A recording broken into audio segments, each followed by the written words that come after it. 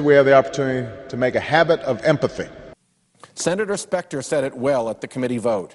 There is nothing wrong with a little ethnic pride and a desire to encourage her law student audience. Maybe we should try to put ourselves in their shoes. Perhaps, with a little empathy ourselves, it might be easier to understand how a profession and a judiciary dominated by white males might look to those young law students, and how important a little encouragement to them might be that their experiences might give them something valuable to contribute, that they're not the exception, that they are welcome and fully a part of our society, and that they bring something valuable not only to the profession, but one day perhaps even to the judiciary. In sum, my Republican colleagues' criticisms of Judge Sotomayor appear to be grounded in conservative political ideology rather than legitimate concern that Judge Sotomayor is not fit to serve on the Supreme Court, grounded in a desire for more of the right-wing justices who in recent years have filled out a conservative wing on the Supreme Court. That wing has marched the court deliberately to the right in the last few years, completely discrediting the Republican claim that judges are mere umpires. And we should always appreciate how a real-world understanding of the real-life impact of judicial decisions is a proper and necessary part of the process of judging. Judge Sotomayor's wide experience, I hope, will bring her a sense of the difficult circumstances faced by the less powerful among us. The woman on the phone, shunted around the bank from voicemail to voicemail for hours as she tries to find someone to help her avoid foreclosure for her home. The family struggling to get by in the neighborhood where the police only come with raid jackets on. The couple up late at night at the kitchen table after the kids are in bed, sweating out how to make ends meet that month. Or the man who believes a little differently, or looks a little different, or thinks things should be different. If Justice Sotomayor's wide experience gives her empathy for those people so that she gives them a full and fair hearing and seeks to understand the real-world impact of her decisions on them, she will be doing nothing wrong. Nothing wrong by the measure of history, nothing wrong by the measure of justice.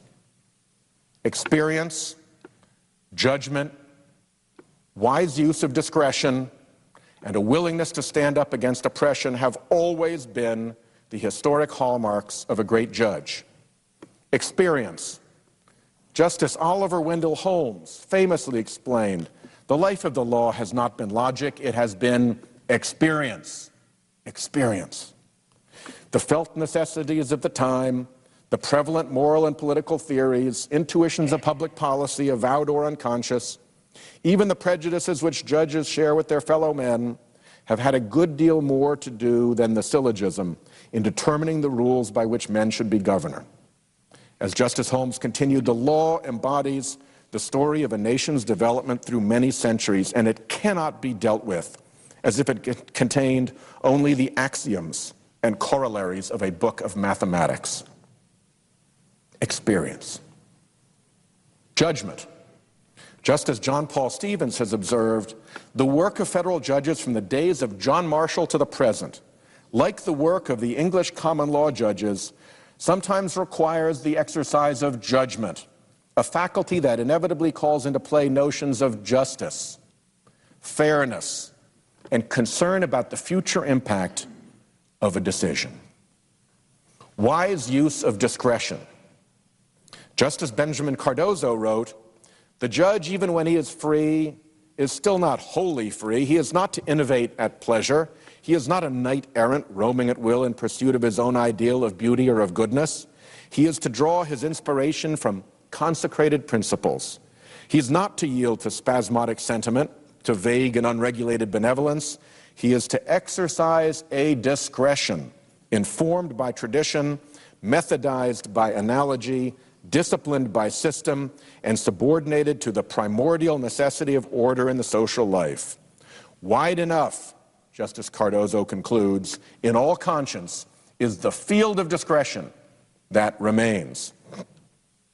And as Alexander Hamilton explained in the Federalist Papers, courts were designed to be our guardians against what he called those ill humors which the arts of designing men or the influence of particular conjunctures sometimes disseminate among the people, and which have a tendency to occasion serious oppressions of the minor party in the community.